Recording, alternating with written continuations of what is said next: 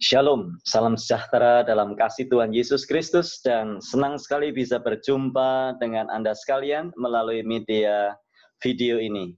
Saya berdoa biar Tuhan memberkati kita di dalam pembacaan dan penjabaran firman Tuhan hari ini supaya kita sekalian dikuatkan dan kita sekalian boleh semakin setia di dalam mengiring Tuhan, semakin hari rela dibentuk menjadi semakin serupa dengan gambarnya.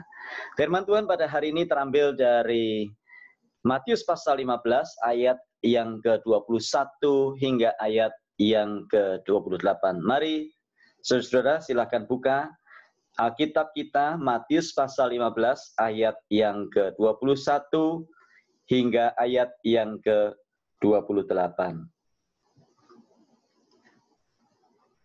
Demikianlah firman Tuhan. Lalu Yesus pergi dari situ dan menyingkir ke daerah Tirus dan Sidon.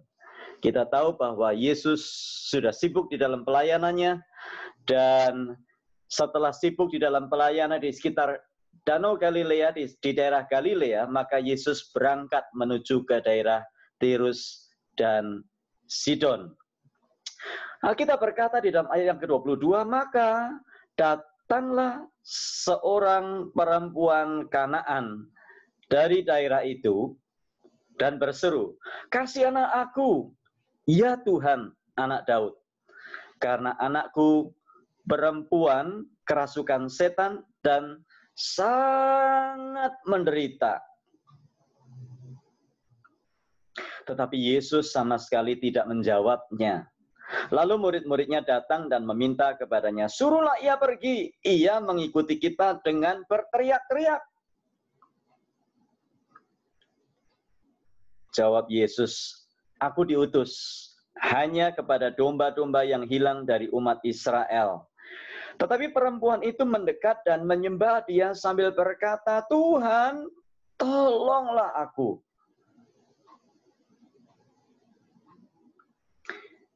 Tetapi Yesus menjawab, "Tidak patut mengambil roti yang disediakan bagi anak-anak dan melemparkannya kepada anjing." Kata perempuan itu, "Benar Tuhan, namun anjing itu makan remah-remah yang jatuh dari meja tuannya."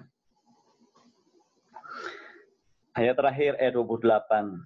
Perhatikan baik-baik. Maka Yesus menjawab dan berkata kepadanya, "Hai ibu, besar imanmu, maka jadilah kepadamu seperti yang kau kehendaki."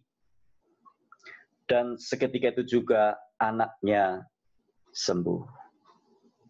Sekali lagi, bagian ini terambil dari Matius pasal 15 ayat 21 hingga ayat yang ke-28. Demikianlah firman Tuhan. Kisah yang luar biasa. Seorang ibu yang dipuji oleh Yesus dengan berkata, "Hai ibu, besar imanmu." Seperti apa sih iman yang besar itu? Nanti kita pelajari bersama. Kadang-kadang kita berpikir orang imannya besar kalau pakai kalung besar. Kadang kita berpikir orang bilang imannya besar kalau bicaranya besar. Kadang kita berpikir imannya besar kalau suaranya besar di dalam berdoa. Kadang kita berpikir orang imannya besar kalau waktu menyanyi melompatnya besar. Menjadi seorang ibu bukanlah sesuatu yang mudah. Apalagi menjadi seorang ibu yang imannya besar. Suatu hari ada seorang pria yang bosan menjadi pria. Dan karenanya berdoa kepada Tuhan, "Tuhan, tolong dong, sekali-sekali aku dijadikan wanita saja, jadikan ibu saja." Ya, ini cerita saja ya. Kemudian, ya singkat cerita, doanya dikabulkan dan dia menjadi seorang ibu. Yang terjadi, esok paginya, karena dia jadi ibu, dia bangunkan anak-anak. Dia bilang bangunkan anak mah ini mah gampang. Ya, daripada aku jadi pria susah, kerja terus, cari duit terus. Jadi ibu mah gampang, ya bangunkan anak-anak. Apalagi ya, setelah bangunkan anak-anak, dia siapkan baju untuk anak-anaknya sekolah. Ini mah masih gampang. Kemudian dia siapkan breakfast, sarapan, antar anak ke sekolah, belanja bahan makanan dan kebutuhan, cuci pakaian, nyapu, ngepel, bayar tagihan listrik, bayar tagihan telepon, masak untuk makan siang, membereskan kamar-kamar, menyiapkan meja makan, setrika pakaian, masukkan baju-baju ke kloset atau ke lemari. Setelah siang menjemput anak-anak sekolah kembali.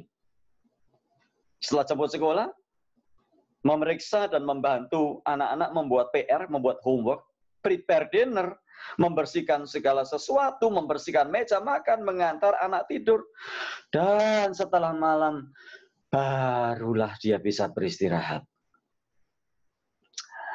Hari demi hari dilalui. Bulan demi bulan dilalui. Dan dia mulai berpikir, aduh, ternyata jadi seorang ibu ini berat sekali. Dia menangis, dia berdoa kepada Tuhan, Tuhan, aku capek Tuhan jadi ibu, ternyata jadi ibu lebih capek loh Tuhan. Tolong Tuhan, ubah aku jadi seorang laki-laki atau seorang bapak lagi. Dia berdoa, dia menangis, dia berdoa kepada Tuhan. Dan akhirnya Tuhan berkata, oke, kalau itu yang terjadi, itu yang kamu minta, oke, saya akan ubah kamu jadi pria lagi. Tapi tunggu ya, tunggu 9 bulan. Lalu dia tanya, kenapa Tuhan mesti 9 bulan? Sekarang Tuhan, aku sudah capek jadi ibu, gak enak jadi ibu, enak jadi bapak. Lalu dijawab, tunggu dulu 9 bulan lagi, karena kamu sedang hamil. Kisah ini mungkin setengah lucu ya, mungkin bukan kisah sesungguhnya ya memang bukan, tetapi sedikitnya membuka pandangan kita bahwa menjadi seorang ibu bukanlah sesuatu yang mudah. Apalagi kalau anaknya sakit. Seperti yang diceritakan di dalam Matius pasal yang ke-15 ayat yang ke-21. Wanita ini datang kepada Tuhan Yesus Kristus ayat 22. Dan berseru, kasihanilah aku ya Tuhan anak Daud, karena anakku perempuan kerasukan setan dan sangat menderita. Ibu mana yang bahagia kalau anaknya sakit? Ibu mana yang bahagia kalau anaknya sedang dalam kesulitan? Inilah seorang ibu. Namun luar biasa. Dia bukan sekedar menjadi seorang ibu, tetapi dicatat oleh Alkitab bahwa imannya besar. Hai ibu, besar imanmu. Yang memuji bukan orang. Yang memuji Yesus sendiri. Hai ibu, besar imanmu. Apa sih rahasianya? Kenapa dikatakan bahwa besar imannya? Ada 3 hal yang dicatat di dalam Alkitab. Yang pertama ayat 22. Maka datanglah seorang perempuan Kanaan dari daerah itu dan berseru, kasihanilah aku ya Tuhan anak Daud, karena anakku perempuan kerasukan setan dan sangat menderita. Kenapa dikatakan bahwa dia imannya besar? Yang pertama, karena wanita ini, karena ibu ini datang kepada Tuhan. Luar biasa. Dia datang kepada Tuhan, maka datanglah seorang perempuan Kanaan. Orang Kanaan bukan orang yang percaya kepada Tuhan. Itu sebabnya waktu Yesus menyusur ke daerah Tirus dan Sidon adalah daerah-daerah yang belum percaya, daerah-daerah non-Yahudi. Oh, sangat-sangat sulit bagi mereka untuk percaya kepada Yesus. Dan kita lihat pada waktu itu anaknya sedang sakit dan kerasukan setan. Apa yang dikatakan, apa yang dimaksud kerasukan setan? Dan kita semua tahu, Bapak Ibu yang dikasihi Tuhan, bahwa setan bekerja luar biasa oleh karena dosa yang sudah diikuti oleh manusia. Oleh karena manusia memilih untuk berbuat dosa, sehingga setan merajalela begitu rupa. Karena dosa manusia maka sakit penyakit semakin luar biasa. Karena dosa manusia maka kejahatan merajalela. Memang tidak secara langsung, bukan berarti itu terjadi secara langsung, tetapi dampak dari dosa manusia sangat nyata. Kalau hari ini kita berpikir, kenapa ya? Manusia kok begini, kok begitu, kok begini, begitu. Itulah dampak dosa. Roma 3:23 berkata, karena semua orang telah berbuat dosa dan kehilangan kemuliaan Allah. Dan kemudian Roma 6:23 berkata, karena upah dosa ialah maut. Tetapi karunia Allah ialah hidup kekal di dalam kerajaan surga. Kita membaca di sini, dosa begitu luar biasa. Wanita ini tidak menemukan jalan, tidak menemukan tempat, tidak menemukan pribadi yang kepadanya dia bisa datang. Mungkin dia sudah berusaha banyak hal. Mungkin dia sudah berusaha dengan segala macam cara, tetapi anaknya toh tidak bisa sembuh. Yang olehnya ayat 22 berkata, maka datanglah seorang perempuan Kanaan dari daerah itu. Untuk dia datang kepada Yesus tidaklah mudah. Setidaknya ada dua hambatan. Yang pertama, dia adalah seorang wanita. Bagi seorang wanita pada waktu itu, tidaklah mudah. Menjadi wanita tidaklah mudah. Bersyukur Indonesia punya R.A. Kartini, pahlawan nasional, yang dikenal sebagai pahlawan emansipasi wanita. Wanita pada zaman Yesus ada pada waktu itu hanya dianggap sebagai properti. Tetapi puji Tuhan kita membaca berkali-kali Yesus bukan mengacuhkan, bukan membiarkan, bukan meninggalkan, atau bukan tidak peduli kepada wanita, tetapi Yesus justru mempedulikan. Memang sekarang istilah bahasa Indonesia susah ya. Dulu dikatakan tidak mengacuhkan, acuh tak acuh. Tapi sekarang artinya berubah lagi, mengacuhkan artinya memperhatikan. Kalau tidak mengacuhkan, entah yang betul yang mana, mengacuhkan atau tidak mengacuhkan. Tetapi yang jelas, wanita ini diperhatikan oleh Tuhan Yesus. Nanti pada ayat-ayat yang terakhir kita membaca bahwa Yesuslah yang mempercayai, bahkan Yesus memuji wanita ini. Nah, sebagai seorang wanita tidak gampang baginya untuk datang kepada Yesus. Itu sebabnya murid-muridnya berkata, guru, suruh dia pulang, suruh dia pergi dong. Dia berisik banget, ganggu ini. Dia mengganggu kita, mengganggu kenyamanan saya.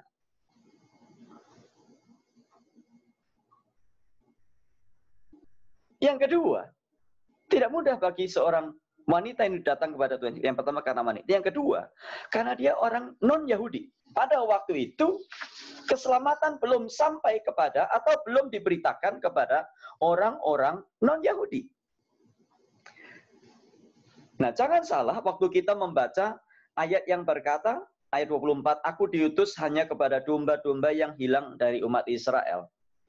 Jangan salah, jangan berpikir bahwa Yesus adalah juru selamat orang Israel. Yesus adalah juru selamat orang Yahudi saja. Jangan salah, kita harus membaca konteks secara menyeluruh, bahkan dari perjanjian lama perjanjian baru, sehingga kita mengerti apa maksud ayat ini. Kalau Yesus hanya diutus untuk orang Israel, bagaimana dengan ayat Matius 28? Yesus berkata, pergilah, jadikanlah sekalian bangsa muridku. Dipakai istilah sekalian bangsa, mencakup segala bangsa. Memang pada waktu Yesus melayani, itu sebabnya Yesus melintas ke daerah Tirus dan Sidon. Dan wanita ini olehnya berkata, Tuhan, tolonglah anakku kerasukan setan. Jadi segala kesulitan yang dihadapi, segala pergumulan yang dihadapi oleh wanita ini, oleh ibu ini tidak peduli, tetapi dia tetap datang kepada Tuhan Yesus Kristus. Inilah iman.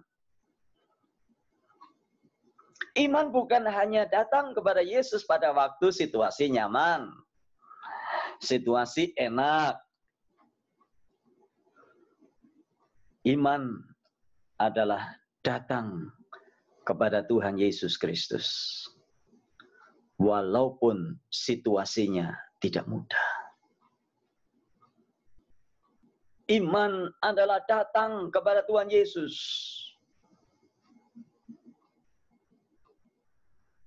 Orang yang beriman adalah orang yang datang kepada Tuhan Yesus. Bukan orang yang teriak-teriak di medsos, di Facebook, di WhatsApp, teriak-teriak di Instagram, teriak-teriak di Twitter. Orang yang beriman, dia datang, dia menggunakan lututnya, dia berlutut di kaki Tuhan. Karena dia percaya bahwa Tuhan sanggup. Dia menjadikan Tuhan sebagai tempat pelariannya. Dia menjadikan Tuhan sebagai tempat di mana dia mendapatkan jawabannya. Bukan malah mengumbar masalah di media sosial, bukan mengumbar masalah di Facebook. Kalau Anda ada masalah, datang kepada Tuhan. Itulah buktinya bahwa Anda dan saya adalah orang beriman.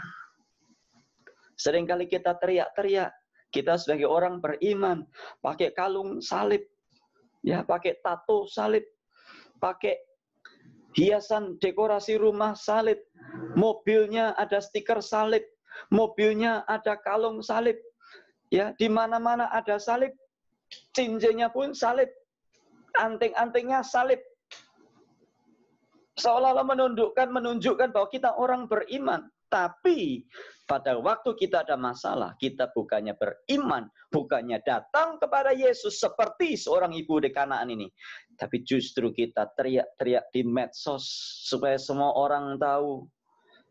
Kita permalukan suami, kita teriak-teriak cerita masalah rumah tangga, kita bongkar aib semua orang di Facebook, seolah-olah tidak ada Tuhan. Kalau kita percaya bahwa kita punya Tuhan, datang kepada Tuhan. Dia mendengar, dia mengerti pergumulan hidupmu. Yesus perhatikan setiap tetesan air mata. Dia mengenal hatimu yang penuh penyesalan dosa. Yesus perhatikan kehidupan setiap orang dan seterusnya. Itu petikan lagu yang sudah lama tidak pernah dinyanyikan. Lagunya sekarang sudah lagu baru semua. Sampai susah menyanyikannya. Kadang-kadang gereja jadi panggung konser karena jemaat tidak bisa ikut nyanyi. Lagunya baru, kalau tidak baru tidak ada urapan. Siapa bilang? Iman yang besar. Tahu kemana dia harus datang. Datang kepada Tuhan Yesus Kristus. Kenapa datang kepada Tuhan Yesus? Bagian yang kedua. Perempuan ini atau ibu ini bukan hanya sekedar datang kepada Yesus, tetapi dia percaya kepada Yesus. Alkitab berkata, kasihanilah aku ya Tuhan, anak Daud. Kemudian di dalam ayat berikutnya, ayat yang ke-25, dikatakan, Tuhan, tolonglah aku. Lord, have mercy on me. Wanita ini bukan hanya sekedar datang, tetapi dia percaya sepenuhnya. Percaya mutlak kepada Yesus. Perhatikan kata-katanya. Lord, have mercy on me. Tuhan, tolonglah aku. Kata Tuhan memang kadang-kadang juga bisa diartikan sebagai Tuan. Tetapi kata ini diterjemahkan dari kurios, yang artinya sanjungan, junjungan, penguasa, pemilik. Pada waktu seseorang berteriak kepada Tuhan, Tuhan, maka pada waktu itulah seharusnya orang itu memberikan dirinya atau merasakan dirinya sebagai yang dimiliki oleh Tuhan itu sendiri. Jadi pada waktu perempuan ini berteriak, Tuhan, anak Daud, kasihanilah aku. Dia bukan hanya datang kepada Tuhan, tapi dia menyatakan isi hatinya.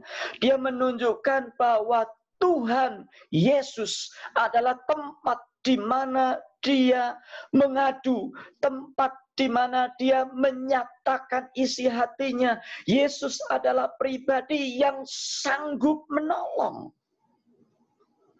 Bukan datang karena kebiasaan, ya kayak karena saya orang Kristen ya saya ke gereja lah. Ya karena saya ini majelis ya saya berdoa lah. Ya karena saya ini sudah diajar dari dulu berdoa ya saya berdoa. Berdoa bukan karena kewajiban. Berdoa bukan karena kebiasaan. Berdoa bukan karena Anda dan saya orang Kristen. Berdoa karena kita percaya bahwa Dia mengontrol dan menguasai segala sesuatu. Itulah iman. Iman yang besar.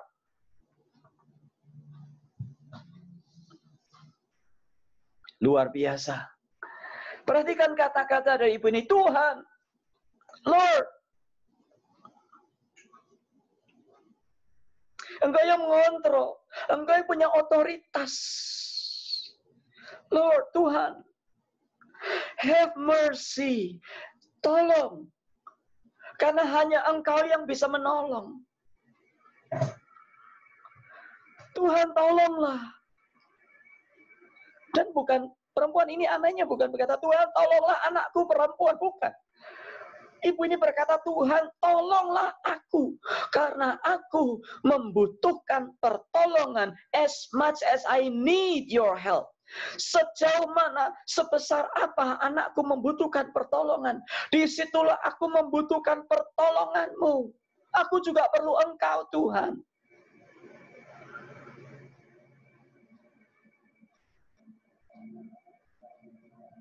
Iman yang besar adalah iman yang percaya bahwa hanya Yesus yang sanggup menolong kita. Yesus bisa pakai segala cara. Tetapi kita kembali kepada asal muasal dari pertolongan itu. Sebab pertolongan kita datangnya dari Tuhan. Pemazmur pernah menyatakan, aku melayangkan mataku ke gunung-gunung. Dari manakah datangnya pertolonganku? Pertolonganku datangnya dari Tuhan yang menjadikan langit dan bumi. Dan sesungguhnya kalimat ini seringkali diucapkan di gereja-gereja. Di awal ibadah, pertolongan kita datangnya dari Tuhan yang menjadikan langit dan bumi. Hari Minggu kita dengar itu, hari Senin kita sudah lupa. Iman yang besar adalah datang kepada Yesus. Iman yang besar adalah percaya kepada Yesus. Bahkan bukan hanya percaya untuk urusan dunia. Percaya untuk urusan kekekalan Tuhan Yesus. Aku percaya hanya Engkau. Jalan, kebenaran, dan kehidupan. Itulah iman yang besar. Iman yang besar bukan hanya untuk urusan sembako. Iman yang besar bukan hanya untuk urusan sakit penyakit. Iman yang besar bukan hanya sekedar untuk urusan jodoh, urusan ekonomi. Tapi iman yang sesungguhnya adalah percaya bahwa Dialah juru selamat bagi umat manusia yang membawa kita kepada kekekalan. Olehnya dia berfirman, akulah jalan dan kebenaran dan hidup. Tidak ada seorang pun yang datang kepadaku, kepada Bapa kalau tidak melalui aku. Dan olehnya Yesus berkata, janganlah gelisah hatimu, sebab aku pergi ke rumah Bapa untuk menyediakan tempat bagimu. Dan apabila aku telah pergi dan menyediakan tempat bagimu, aku akan datang kembali untuk menjemput kamu. Sebab di mana aku berada, supaya di mana aku berada, kamu pun berada. Yohanes pasal 14. Yesus sudah berjanji, supaya di tempat di mana aku berada, kamu pun berada. Yesus berkata, aku akan datang kembali. Tapi ayat ini tidak pernah diberitakan, bukan? Yesus sudah bilang, aku akan datang kembali, aku segera datang kembali. Orang jarang memforward, orang jarang meneruskan lewat WA, lewat Facebook, lewat Instagram. Begitu ada orang kesaksian, saudara-saudara, saya mimpi dibawa oleh Tuhan ke surga. Dia berkata, dia akan datang kembali. Langsung kita forward kemana-mana, langsung kita teruskan kemana-mana di WA. Padahal Yesus sudah bilang berkali-kali, dia akan datang kembali. Kita tidak pernah memberitakannya. Kita lebih percaya kepada mimpi daripada percaya kepada perkataan Yesus. Kita lebih percaya kepada mimpi daripada percaya kepada firman Tuhan. Menyedihkan sekali. Wanita ini berkata, Tuhan tolonglah. Have mercy on me. Kalau engkau tidak memberikan aku kasih karuniamu, kemana lagi aku harus pergi? If you do not give me mercy, where should I go? Iman yang besar, percaya kepada Tuhan. Bukan hanya datang, sebab orang datang bisa datang karena ritualitas. Orang datang bisa jadi karena memang tugasnya. Kalau kita membaca di dalam Injil Matius pasal yang ke-15 ayat 1 dan seterusnya, di ayat 8 Tuhan Yesus berkata, bangsa ini memuliakan aku dengan bibirnya, tetapi hatinya menjauh daripadaku. Yesus sedang berurusan dengan orang Farisi. Datang kepada Tuhan, datang. Tapi hanya datang karena tugasnya. Datang karena keagamannya. Datang karena memang ya seperti itu. Tetapi wanita ini menunjukkan dia datang. Dia mau percaya kepada Tuhan. Bagian yang ketiga. Dia bukan hanya datang. Dia bukan hanya percaya. Tapi perhatikan baik-baik ayat yang ke-26 dan 27. Tetapi Yesus menjawab, setelah wanita ini berkata, Tuhan tolonglah aku. Kita berkata, tetapi Yesus menjawab, tidak patut mengambil roti yang disediakan bagi anak-anak dan melemparkannya kepada anjing. Ayat 27, maka kata perempuan itu, benar Tuhan, namun anjing itu makan remah-remah yang jatuh dari meja tuannya. Yang pertama kita melihat langkah yang pertama pada waktu wanita ini berteriak-teriak kepada Kristus di dalam ayat 22, ayat 23 kita berkata, tetapi Yesus sama sekali tidak menjawab. Yesus berdiam. Kira-kira bagaimana dengan kita? Kalau Yesus, kita teriak-teriak, kita berseru berdoa, tapi Tuhan tidak menjawab. Yesus seolah berdiam. Mungkin kita sudah pindah gereja ya. Gereja di sini mah kurang urapan, kita mesti pindah ke gereja lain, bro. Gereja lain lebih mantap, bro. Sekali berdoa langsung dijawab Tuhan. Tapi perhatikan baik-baik. Yesus sama sekali tidak menjawabnya. Bahkan Alkitab berkata, lalu murid-muridnya datang dan meminta kepadanya, suruhlah ia pergi. Ia mengikuti kita dengan berteriak-teriak. Bahkan bukan hanya Yesus berdiam. Orang-orang murid-murid Kristus meminta Yesus menyuruh dia pergi. Oh, nggak gampang. Mau ikut Tuhan nggak gampang loh. sudah datang, sudah percaya, tapi justru orang-orang di sekitar kita, inilah problem. Seringkali orang-orang di sekitar kita inilah yang tidak menguatkan iman kita. Iman kita sudah besar nih, bertumbuh nih. Tapi justru orang-orang di sekitar kita, seringkali yang menjadi pergumulan kita bukan orang di luar. Tapi sesungguhnya yang seringkali jadi pergumulan kita adalah orang-orang di dalam. Bukan menguatkan, justru melemahkan. Lalu apa yang kita lakukan? Kalau orang di dalam tidak menguatkan, justru melemahkan. Kita keluar, kita pergi, udah nggak Yesus-Yesusan lah. Nggak paten melok Yesus. Orang Jawa Timur bilang begitu. Perhatikan baik-baik. Kemudian Yesus menjawab, ayat 24. Aku diutus hanya kepada domba-domba yang hilang dari umat Israel. Yesus ingin mengajar wanita tadi.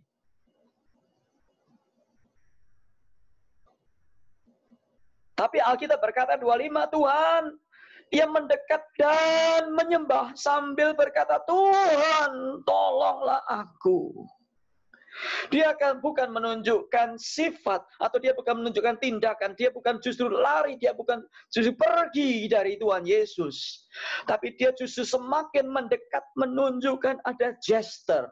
Dia mendekat dan menyembah Yesus. Sambil berkata, Tuhan, tolonglah aku. Diulang lagi, Lord, have mercy on me. Apakah Yesus langsung, oh ya sudahlah, kamu sudah mendekat, kamu sudah menunjukkan gesturmu, kamu mendekat kepadaku, ya sudahlah, kamu anakmu sembuh. Apakah seperti itu? Tidak, saudara. Kadang-kadang itu terjadi dalam hidup kita. Kita sudah berdoa, sudah menyembah, sudah macam-macam kita sudah.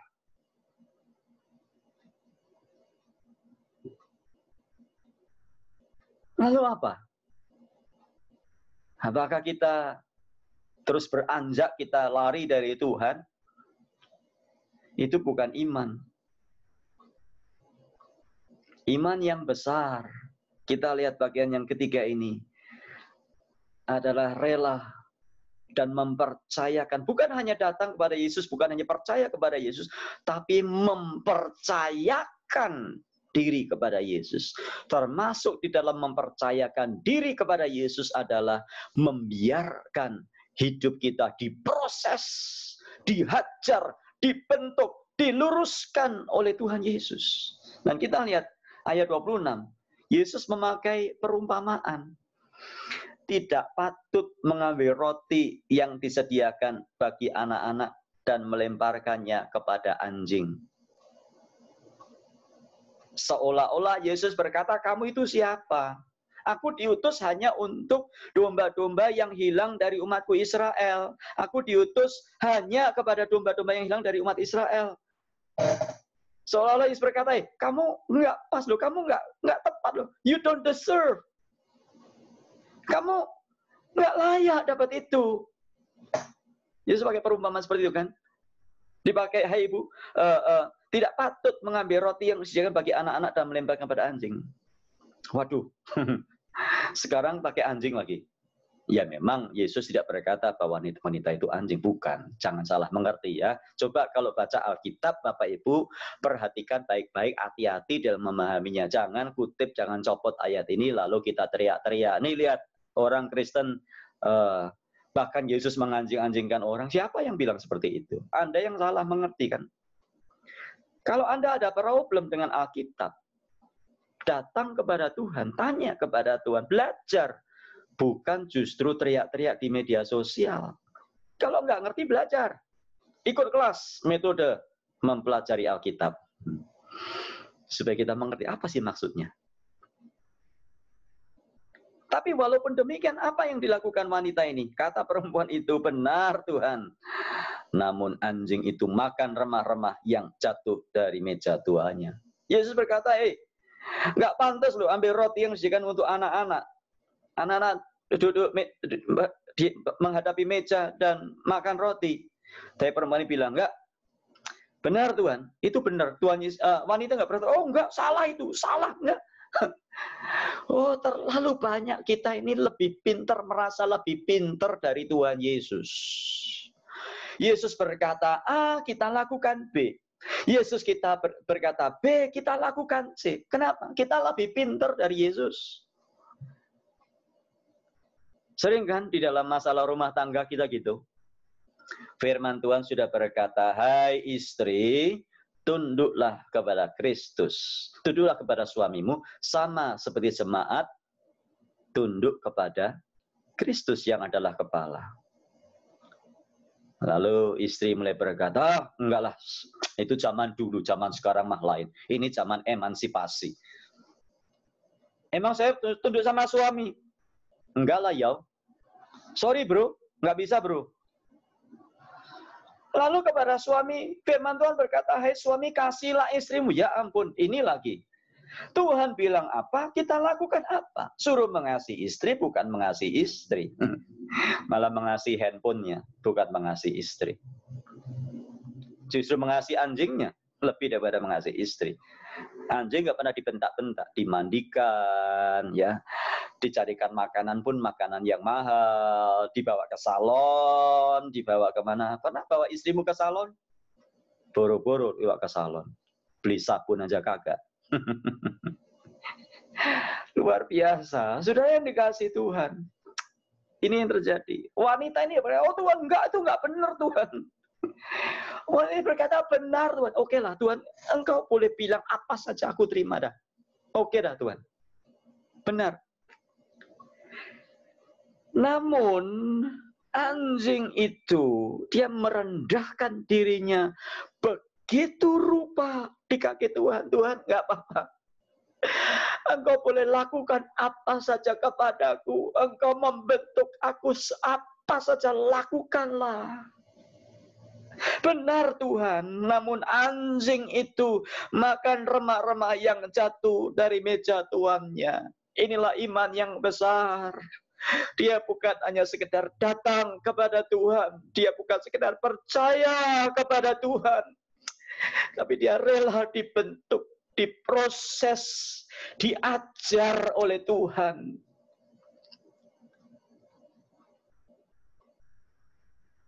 Orang yang imannya besar, berani berkata dan bernyanyi, buatlah jalanmu dalam saya,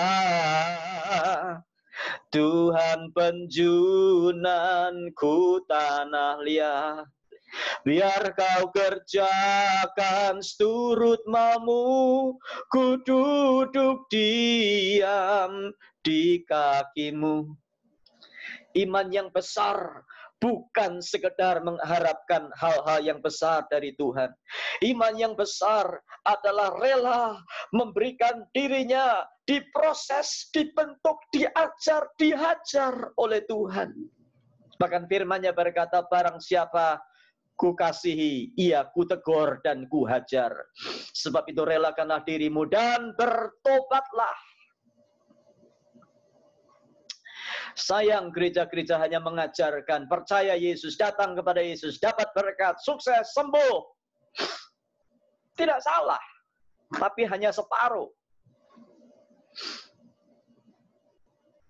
Iman yang besar adalah iman yang datang kepada Yesus, percaya kepada Yesus, dan mempercayakan diri kepada Yesus.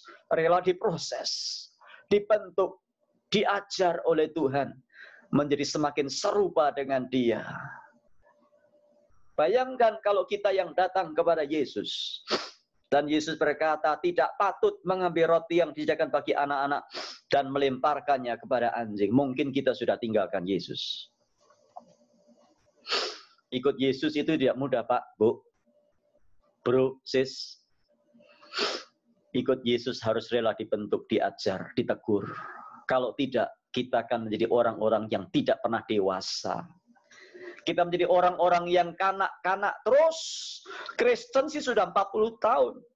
Tapi sifatnya kanak-kanak tidak pernah berubah. sedikit-sedikit tersinggung, marah, kecewa, umbar di Facebook. Orang yang beriman harus rela dibentuk, bukan hanya sekedar untuk menerima berkat. Menerima berkat itu pasti. Jangan takut tidak diberkati. Jangan takut tidak diberkati. Berkat itu pasti. Orang kita anak-anaknya kok. Tapi yang Tuhan mau, kita dengar-dengaran kepada firman-Nya. Kita membiarkan Dia memproses, membentuk kita. Biar kita jadi seutuhnya seperti yang Tuhan mau.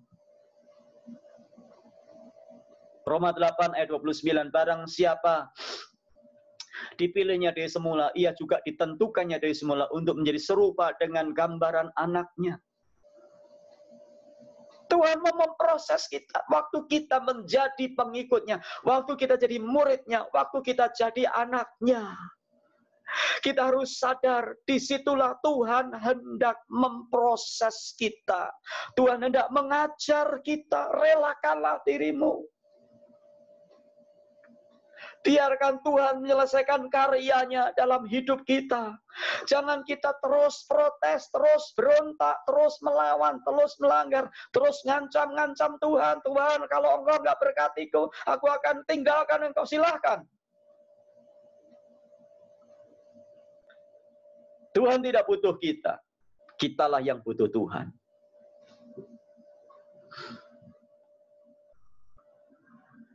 Sampai seberapa besar iman kita hari ini? Iman yang besar bukan sekedar nyanyi teriak-teriak di gereja. Tapi iman yang besar dibuktikan pada waktu engkau sedang dalam pergumulan. Pada waktu kita sedang menghadapi tantangan. Pada waktu doa seolah-olah tidak didengar oleh Tuhan. Relakan dirimu dibentuk, diproses. Karena Tuhan mau berperkara dalam hidup kita. Hari ini, siapa yang masih punya kekerasan hati? Siapa yang masih mengeraskan hati di hadapan Tuhan, protes, marah, gampang tersinggung, hanya mau sekedar datang, hanya mau diberkati, sembuh, sehat, kaya raya, sukses. Engkau baru separuh datang kepada Tuhan. Waktu kita datang kepada Tuhan, kita percaya kepada Dia. Dan kita mempercayakan hidup kita kepadanya. Mari angkat tanganmu. Saya mau berdoa untuk Anda sekalian yang menyaksikan tayangan ini. Bapa, hamba berdoa di dalam nama Tuhan Yesus Kristus. Engkau proses dan bentuk kami Tuhan. Menjadi orang-orang yang punya kepribadian yang tangguh. Orang-orang Kristen yang tangguh, bukan separuh-separuh mengikut Tuhan. Bukan sekedar datang kepada Tuhan mengharapkan berkat mujizat.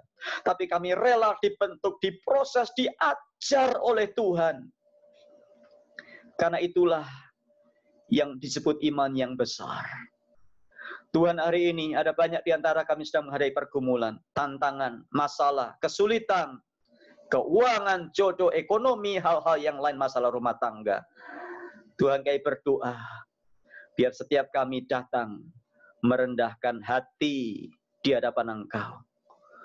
Kami menjadikan Engkau sungguh-sungguh sebagai Tuhan dalam hidup kami, dalam arti kami menundukkan diri kami sepenuhnya kepada Engkau. Mempercayai bahwa hanya kepadamu, hanya Engkaulah yang sanggup menolong. Engkaulah sumber pertolongan itu. Tapi Tuhan, ajari kami untuk kami mengenal tujuan hidup kami.